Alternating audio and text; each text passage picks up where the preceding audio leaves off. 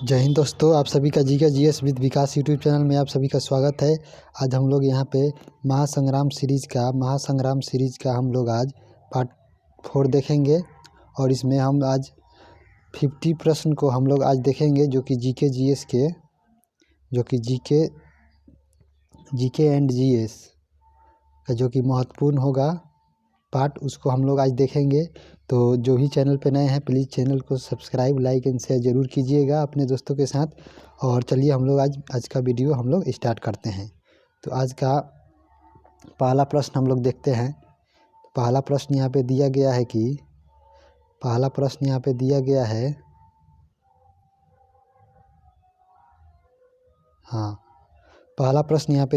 है कि अश्नी चक्रवात का नामकरण किसने किया था। अश्नी चक्रवात का नामकरण किसने किया था। तो इसमें ऑप्शन दिया गया है ओमान, पाकिस्तान, सऊदी अरब, श्रीलंका। तो इसका हो जाएगा ऑप्शन डी, श्रीलंका के द्वारा ये नामकरण किया गया है। और ये अश्नी चक्रवात की उत्पत्ति बंगाल की खाड़ी में हुई है और ये भारत के आंध्र प्रदेश और उड़ीसा के क्षेत्र में ये ज़्यादा प्रभावित हुआ है। तो इसका हो जाएगा ऑप्शन डी, श्रीलंका के द्वारा इसका नामकरण किया गया है, अश्नी चक्रवात का नामकरण। आगे हम लोग बढ़ जाते हैं। अगला प्रश्न यहाँ पे दिया गया है, 2 नंबर प्रश्न है कि 40वां हुनर हाट 2022 का आयोजन कहाँ किया गया। 40वां हुनर हाट 2022 का आयोजन कहाँ किया गया है। तो 40वां हुनर हाट 2022 का आयोजन यहाँ पे महाराष्ट्र में किया गया है। इसका हो जाएगा ऑप्शन ए, इसको याद रखिएगा। आगे हम बढ़ जाते हैं। अगला प्रश्न यहाँ पे दिया गया है 3 नंबर कि दुनिया का सबसे ऊंचा मतदान केंद्र स्थापित किया गया है। तो दुनिया का सबसे ऊंचा मतदान केंद्र कहाँ स्थापित किया गया है। तो ये भारत में किया गया है। और भारत में इसके बारे में हम बता दें कि दुनिया का सबसे ऊंचा मतदान केंद्र भारत के हिमाचल प्रदेश के गांव है गंगवान नहीं है, टसीगंगा में टसीगंगा नामक स्थान पर इसका उद्घाटन और इसकी स्थापना की गई है हिमाचल प्रदेश के टसीगंगा में। तो इसका हो जाएगा ऑप्शन बी, भारत में ये स्थित है। आगे हम लोग बढ़ जाते हैं। अगला प्रश्न यहाँ पे दिया गया है 4 नंबर। प्रश्न है कि निम्नलिखित में से कौन सा युद्धाभ्यास भारत और कनाडा तथा दक्षिण कोरिया का संयुक्त अभ्यास है। तो इसका हो जाएगा ऑप्शन सी, हो जाएगा सी ड्रैगन 2022। ये भारत, कनाडा और दक्षिण कोरिया का संयुक्त सैन्य अभ्यास है। और यहाँ पे इसका हो जाएगा ऑप्शन सी। और हम यहाँ पे बात करते हैं चीरू जो है ये रूस है, चाइना है और ईरान है। रूस, चाइना और ईरान के बीच संयुक्त सैन्य अभ्यास है जिसका नाम है चीरू। पासेक्स जो एक्सरसाइज है ये भारत और रूस के बीच है। ये भारत और रूस के बीच है। पासेक्स जो एक्सरसाइज है भारत और रूस के बीच है। और धर्म गार्जियन जो है भारत और जापान के बीच है। इसको याद रखिएगा। आगे हम बढ़ जाते हैं। अगला प्रश्न यहाँ पे दिया गया है 5 नंबर प्रश्न है कि यहाँ पे क्वाड शिखर सम्मेलन 2023 का आयोजन किस देश में किया जाएगा। यानी क्वाड शिखर सम्मेलन 2023 का आयोजन कहाँ किया गया है, किस देश में किया जाएगा। तो इसका आयोजन यहाँ पे ऑस्ट्रेलिया में किया जाएगा। इसका हो जाएगा ऑप्शन डी, ऑस्ट्रेलिया में किया जाएगा। आगे हम लोग बढ़ जाते हैं और अगला प्रश्न देखते हैं। अगला प्रश्न यहाँ पे दिया गया है कि आर्थिक स्वतंत्रता सूचकांक 2022 में प्रथम स्थान सिंगापुर को प्राप्त हुआ है। इसमें भारत का स्थान क्या है। तो इसमें भारत का स्थान पूछा गया है। तो इसमें भारत का स्थान हो जाएगा यहाँ पे, इसका हो जाएगा ऑप्शन ए, 131वां स्थान है भारत का आर्थिक स्वतंत्रता सूचकांक 2022 में। आगे हम लोग बढ़ जाते हैं। अगला प्रश्न देखते हैं। अगला प्रश्न है यहाँ पे 7 नंबर कि निम्नलिखित में से किस बैंक को Asian bank of the year 2022 से सम्मानित किया गया है। तो किस बैंक को Asian bank of the year 2022 से सम्मानित किया गया है। तो ये इसका हो जाएगा ऑप्शन डी, एक्सिस बैंक को सम्मानित किया गया है। आगे हम लोग बढ़ जाते हैं, अगला प्रश्न देखते हैं।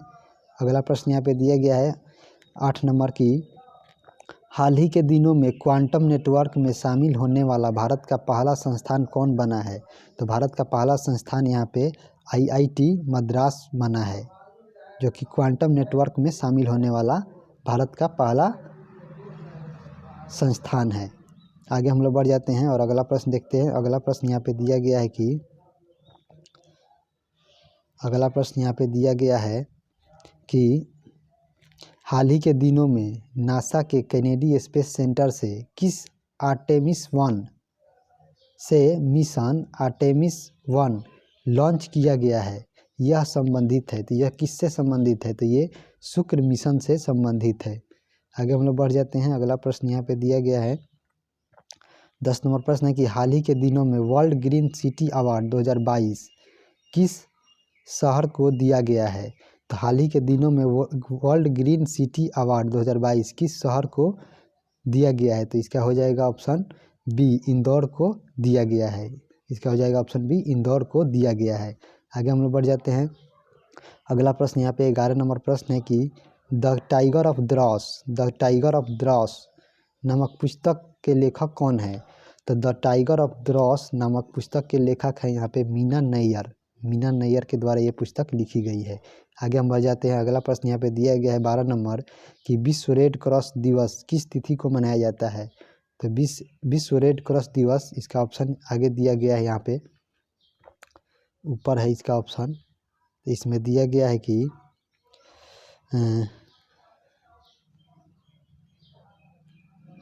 12 नंबर का इसका हो जाएगा 8 मई को हम लोग मनाते हैं विश्व रेड क्रॉस दिवस। विश्व रेड क्रॉस दिवस 8 मई को हम लोग मनाते हैं। आगे हम लोग बढ़ जाते हैं। अगला प्रश्न यहाँ पे दिया गया है 13 नंबर कि संयुक्त राष्ट्र संघ द्वारा संयुक्त राष्ट्र पारिस्थितिकी बहाली दिवस का अंतर्राष्ट्रीय दिवस घोषित किया गया है। तो संयुक्त राष्ट्र संघ द्वारा संयुक्त राष्ट्र पारिस्थितिकी बहाली दिवस का अंतर्राष्ट्रीय दशक कब घोषित किया गया है? किस दशक को घोषित किया गया है? तो इसका हो जाएगा ऑप्शन बी, 2021 से 2030 के बीच के दशक को यहाँ पे पारिस्थितिकी बहाली दिवस का अंतर्राष्ट्रीय दशक घोषित किया गया है। आगे हम लोग बढ़ जाते हैं। अगला प्रश्न यहाँ पे देखते हैं 14 नंबर प्रश्न है कि हाल ही के दिनों में सालबुग आर्द्रभूमि संरक्षण रिजर्व को 75वां रामसर स्थल घोषित किया गया है। यह किस राज्य में है? तो ये किस राज्य में है? सालबुग आर्द्रभूमि रिजर्व। तो ये 75वां रामसर साइट है, ये जम्मू कश्मीर में स्थित है। इसका हो जाएगा ऑप्शन डी, जम्मू कश्मीर। आगे हम लोग बढ़ जाते हैं और 15 नंबर प्रश्न यहाँ पे हम लोग देखते हैं कि ध्यानचंद पुरस्कार में कितनी राशि प्रदान किया जाता है? ध्यानचंद पुरस्कार में कितनी राशि प्रदान किया जाता है? तो ध्यानचंद पुरस्कार में यहाँ पे ध्यानचंद पुरस्कार में 10 लाख की राशि दी जाती है, जबकि मेजर ध्यानचंद खेल रत्न अवार्ड में 25 लाख दिया जाता है। मेजर ध्यानचंद खेल रत्न में 25 लाख, और यहाँ पे द्रोणाचार्य पुरस्कार जो कि लाइफ टाइम अचीवमेंट के श्रेणी में दिया जाता है, उसमें 15 लाख दिया जाता है। और यहाँ पे आगे हम बढ़ जाते हैं।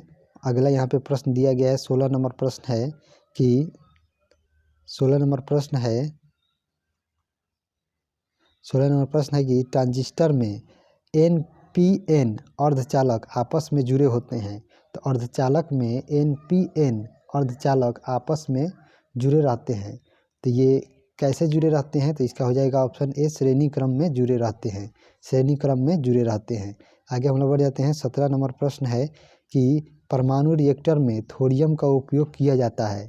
परमाणु रिएक्टर में थोरियम का प्रयोग किया जाता है किस रूप में? तो इसका हो जाएगा ऑप्शन सी, ईंधन के रूप में हम लोग थोरियम का उपयोग करते हैं। आगे हम लोग बढ़ जाते हैं और अगला प्रश्न हम देखते हैं। अगला प्रश्न यहाँ पे दिया गया है 18 नंबर प्रश्न है कि चुंबकीय बल रेखाएं के संदर्भ में कौन सा विकल्प असत्य है, यानी कौन सा गलत है चुंबकीय बल रेखाओं के संदर्भ में? तो चुंबकीय बल रेखाएं सदैव चुंबक उत्तरी ध्रुव से निकलती है, जो कि सही है। 2 बल रेखाएं एक दूसरे को समकोण पर काटती है, यही गलत है, जबकि दो चुंबकीय रेखाएं कभी भी एक दूसरे को नहीं काटती है। इसका आप लोग ध्यान रखिएगा। इसका हो जाएगा ऑप्शन बी। आगे हम लोग बढ़ जाते हैं, अगला प्रश्न देखते हैं। अगला प्रश्न यहाँ पे दिया गया है कि अगला प्रश्न यहाँ पे दिया गया है 19 नंबर, जो कि साइंस से रिलेटेड है कि यदि किसी तार के सिरे पर के तापों को नियत रखकर तारों के बीच वाले भाग के ताप को बढ़ाया जाता है और साथ साथ तार से होकर विद्युत धारा प्रवाहित की जाती है, तो तार का पहला आधा भाग ठंडा और दूसरा आधा भाग गर्म हो जाता है। तो तार में धारा की दिशा बदल देने पर गर्म एवं ठंडे भाग भी आपस में बदल जाते हैं। यह किसका नियम है? तो इसका हो जाएगा ऑप्शन सी, थॉमसन का ये नियम है। इसको आप लोग एक बार और देख लीजिएगा वीडियो को रोककर। आगे हम लोग बढ़ जाते हैं, अगला प्रश्न देखते हैं।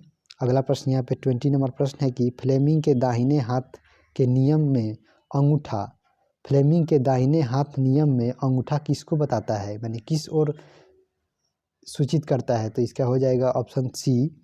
हम लोग देख लेते हैं आगे यहाँ पे इसका दिया गया है ऑप्शन सी। हम देखेंगे क्या दिया इसका आंसर। तो हाँ, इसका हो जाएगा ऑप्शन सी यहाँ पे कि इस चुंबकीय बल रेखा को अंगूठा दिखाता है फ्लेमिंग के दाहिने हाथ नियम में। विद्युत धारा जो तर्जनी होता है ये विद्युत धारा की दिशा को दिखलाता है और ये अंगूठा जो है चुंबकीय बल की दिशा को दिखलाता है। आगे हम लोग बढ़ जाते हैं, अगला प्रश्न है 21 नंबर प्रश्न है।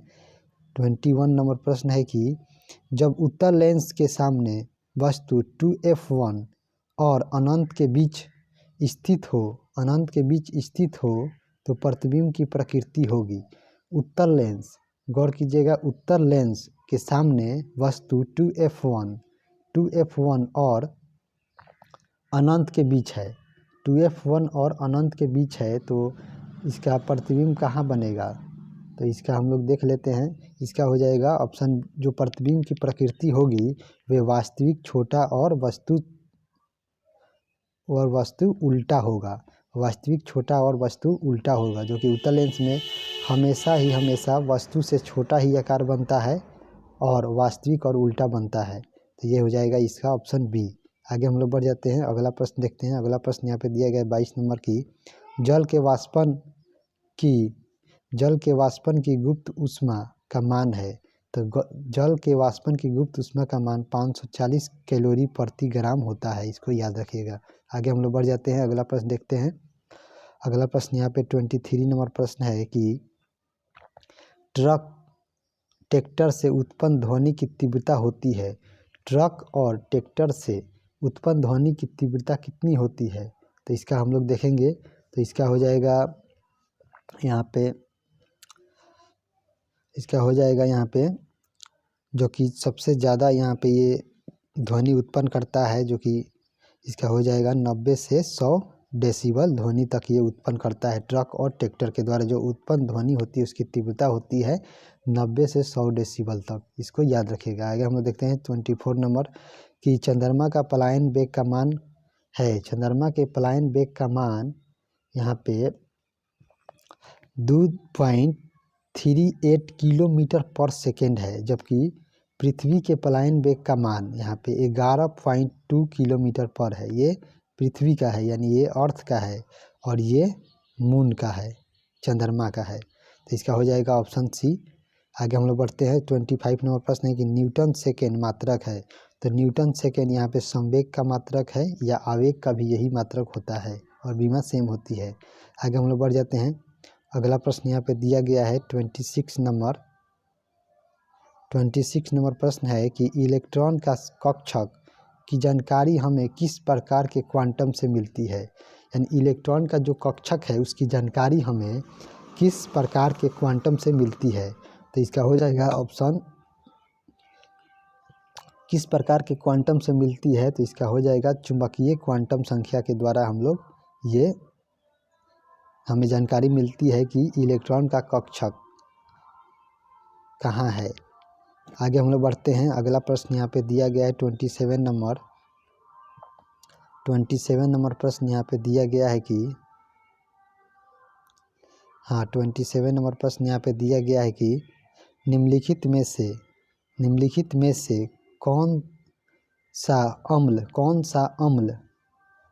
हाइड्रा अम्ल का उदाहरण है? कौन सा हाइड्रा अम्ल का उदाहरण है? तो इसका हो जाएगा ऑप्शन, जिसमें हाइड्रोजन होगा वही ना होगा यहाँ पे। तो इसका हम लोग देख लेते हैं। तो इसका हो जाएगा यहाँ पे नाइट्रिक अम्ल, जो कि उदाहरण नहीं है। और जो कि उदाहरण के लिए हम लोग हाइड्रोक्लोरिक अम्ल है, साइनिक अम्ल है, जबकि नाइट्रिक अम्ल में हाइड्रोजन नहीं है, इसलिए ये इसका हो जाएगा नहीं है। हाइड्रा अम्ल का उदाहरण नहीं है नाइट्रिक अम्ल। आगे हम लोग बढ़ते हैं। 28 नंबर प्रश्न दिया गया है कि निम्नलिखित में से कौन सा यौगिक चिल्ली सॉल्ट पीटर है? तो चिल्ली सॉल्ट पीटर यहाँ पे कौन सा है? तो यहाँ पे हो जाएगा सोडियम नाइट्रेट को हम लोग चिल्ली सॉल्ट पीटर कहते हैं। आगे हम लोग बढ़ जाते हैं। अगला प्रश्न यहाँ पे 29 नंबर प्रश्न है कि रबर आसानी से किस में घुलता है? तो रबर आसानी से किस में घुल जाता है? तो कार्बन डाइसल्फाइड में रबर आसानी से घुल जाता है, कार्बन डाइसल्फाइड में। आगे यहाँ पे 30 नंबर प्रश्न यहाँ पे दिया गया है कि पायरागाइराइट किस धातु का अयस्क है? पायरागाइराइट किस धातु का अयस्क है? तो ये चांदी यानी सिल्वर का ये अयस्क है। आगे हम लोग बढ़ जाते हैं। अगला प्रश्न देखते हैं। अगला प्रश्न यहाँ पे दिया गया है 31 नंबर प्रश्न है कि टाइप मेटल मिश्र धातु में उपस्थित अवयवी तत्व हैं, यानी जो टाइप मेटल है उसमें किस किस मिश्र धातु का ये मिश्रण है? तो ये हो जाएगा लेड, टीन और Sb एंटीमनी, यानी लेड, टीन और एंटीमनी का ये मिश्रण है। इसका हो जाएगा ऑप्शन ए।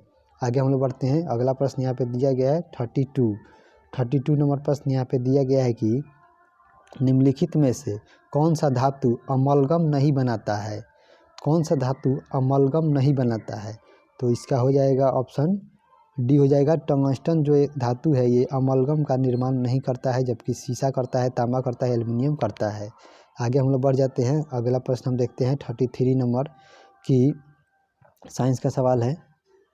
यहाँ पे सोडियम हाइड्रोक्साइड का निर्माण विधि है। सोडियम हाइड्रोक्साइड का निर्माण विधि कौन सा है? तो सोडियम हाइड्रोक्साइड का निर्माण विधि यहाँ पे ले ब्लॉक प्रक्रम के द्वारा हम लोग सोडियम हाइड्रोक्साइड का निर्माण करते हैं। और यहाँ पे दिया गया 3 और विधि, बेसेमर विधि द्वारा इस्पात का निर्माण करते हैं, जबकि संपर्क विधि द्वारा सल्फ्यूरिक अम्ल का निर्माण करते हैं, और हवा विधि द्वारा हम लोग अमोनिया का निर्माण करते हैं। इसको याद रखिएगा। आगे हम लोग बढ़ जाते हैं। अगला यहाँ पे 34 नंबर प्रश्न यहाँ पे दिया गया है कि निम्नलिखित में से कौन सा विकल्प असत्य है, यानी कौन सा गलत है? तो यहाँ पे 34 नंबर दिया गया है। तो इसका हो जाएगा यहाँ पे एस्टर, जो कि COOR, ये तो बिल्कुल सही है। एमीन, जो कि NH2, ये भी सही है। नाइट्रो, जो कि CN, यही बिल्कुल गलत है। और एल्काइल, जो कि R, ये सही है। तो इसका हो जाएगा ऑप्शन सी, जो कि नाइट्रो का होता है यहाँ पे NO2, नाइट्रो का होता है NO2, यहाँ पे दिया है CN, तो इसलिए ये गलत हो जाएगा। आगे हम लोग बढ़ जाते हैं। और अगला प्रश्न हम लोग देखते हैं 35 नंबर प्रश्न। 35 नंबर यहाँ पे प्रश्न दिया गया है कि 35 नंबर प्रश्न है कि व्युत्क्रम अनुपात के नियम के खोजकर्ता कौन थे? तो व्युत्क्रम अनुपात के नियम के खोजकर्ता यहाँ पे रिचर थे। रिचर के द्वारा ये खोजा गया था। आगे हम लोग बढ़ जाते हैं। अगला प्रश्न देखते हैं। अगला प्रश्न यहाँ पे दिया गया है 36 नंबर कि निम्नलिखित में से कौन सा कोशिकांग कोशिका का रसोई घर है? कौन सा कोशिकांग कोशिका का रसोई घर है? तो कौन सा कोशिकांग कोशिका का रसोई घर कहलाता है? तो इसका हो जाएगा 36 का ऑप्शन बी, क्लोरोफिल, या जिसे ही हम लोग लवक कहते हैं। आगे हम लोग बढ़ जाते हैं 37 नंबर प्रश्न पे। तो 37 नंबर प्रश्न है कि निम्नलिखित में से किस कारण से एड्स नहीं फैलता है? किस कारण से एड्स नहीं फैलता है? तो इसका हो जाएगा 37 का हो जाएगा ऑप्शन, यहाँ पे हो जाएगा सी, संक्रमण व्यक्ति के साथ भोजन करने पर ये नहीं फैलता है, जबकि ये संक्रमित व्यक्ति के रक्तदान से फैलता है। संक्रमित माता के गर्भ में पल रहे बच्चों को ये फैलता है, जबकि ये संक्रमित व्यक्ति के साथ भोजन करने पर ये नहीं फैलता है। इसका हो जाएगा ऑप्शन सी। आगे हम लोग बढ़ जाते हैं। अगला यहाँ पे 38 नंबर प्रश्न है कि निम्नलिखित में से किन लौकों का उपयोग पनीर उद्योग में होता है। किन लौकों का उपयोग, जो कि लवक हैं, उनका प्रयोग पनीर के निर्माण में हम लोग करते हैं। तो पनीर के निर्माण में यहाँ पे पेनिसिलियम का उपयोग किया जाता है। पेनिसिलियम कवक का उपयोग किया जाता है पनीर के निर्माण में, इसको याद रखिएगा। आगे हम बढ़ जाते हैं और 39 नंबर प्रश्न यहाँ पे दिया गया है कि निम्नलिखित में से कौन सा विकल्प असत्य है, यानी कौन सा गलत है, कौन सा ऑप्शन गलत है, इसको हम लोगों को चुनना है। तो यहाँ पे वायु के द्वारा परागण को एनिमोफिलस कहते हैं, जो कि बिल्कुल सही है। घेंघों के द्वारा जो परागण होता है उसे मेलोकोफिलस कहते हैं, ये भी सही है। कीट के द्वारा जो होता है इसे एंटेमोफिलस कहते हैं, जबकि यहाँ पे जूफिलस दिया गया, यही यहाँ पे गलत है। इसका हो जाएगा 39 का ऑप्शन सी हो जाएगा। यहाँ पे कीट के द्वारा जो परागण होता है उसे एंटेमोफिलस कहते हैं। चमगादड़ के द्वारा जो होता है उसे चिरेप्टोफिलस कहते हैं, जो कि सही है। आगे हम लोग बढ़ जाते हैं, इस तरह इसका हो जाएगा ऑप्शन सी। आगे हम लोग बढ़ जाते हैं। अगला प्रश्न यहाँ पे 40 नंबर प्रश्न है कि उत्तक विज्ञान यानी हिस्टोलॉजी नामक शाखा के संस्थापक निम्नलिखित में से कौन सा वैज्ञानिक है, यानी उत्तक विज्ञान नामक शाखा के संस्थापक कौन है। तो इसका हो जाएगा option C Marcelo Malpighi. Marcelo Malpighi ने ही हिस्टोलॉजी शाखा का स्थापना किया था। आगे हम लोग बढ़ जाते हैं। अगला प्रश्न यहाँ पे दिया गया है 41 नंबर प्रश्न है कि पौधों में होने वाले वाष्पोत्सर्जन की दर किस यंत्र द्वारा मापा जाता है, यानी पौधों में जो वाष्पोत्सर्जन की दर होता है उसको किस यंत्र के द्वारा हम लोग मापते हैं। तो इसका हो जाएगा ऑप्शन बी गैनोंग पोटोमीटर के द्वारा ये वाष्पोत्सर्जन की दर हम लोग पौधों में मापते हैं। आगे हम लोग बढ़ जाते हैं। 42 नंबर प्रश्न दिया गया है कि 42 नंबर प्रश्न है कि समुद्री खीरा का किस संघ के जीव हैं। समुद्री खीरा किस संघ के जीव हैं। तो ये समुद्री खीरा जो होते हैं ये एकाइनोडर्मेटा संघ के अंतर्गत आते हैं, इसको याद रखिएगा आप लोग। आगे हम लोग बढ़ जाते हैं और अगला प्रश्न हम लोग देखते हैं। 43 नंबर प्रश्न है कि निम्नलिखित में से किस रुधिर वर्ग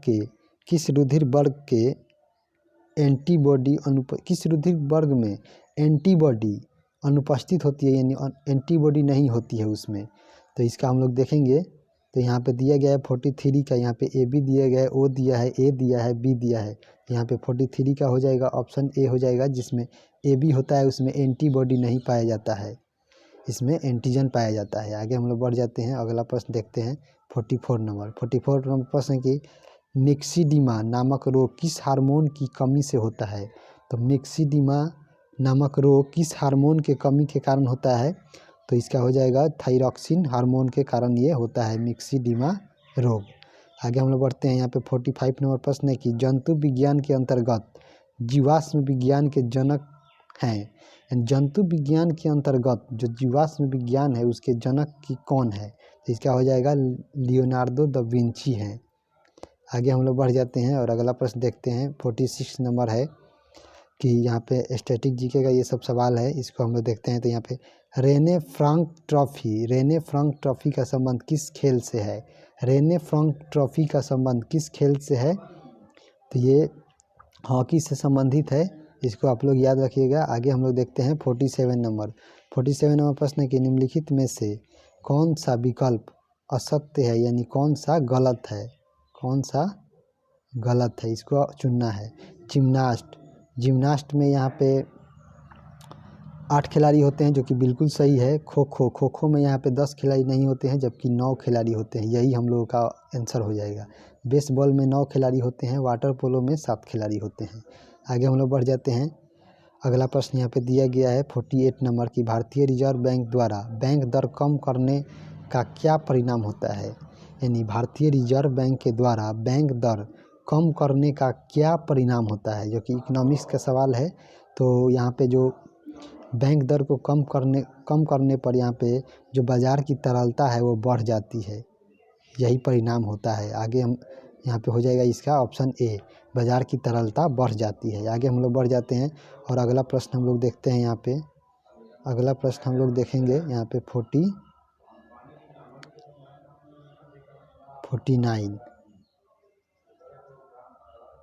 49 नंबर प्रश्न है यहाँ पे कि जीएसटी परिषद का अध्यक्ष होता है।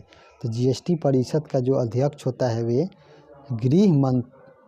जीएसटी परिषद का अध्यक्ष 49 का हो जाएगा ऑप्शन डी, केंद्रीय वित्त मंत्री होते हैं। जीएसटी परिषद या जीएसटी काउंसिल का अध्यक्ष यहाँ पे वित्त मंत्री होता है।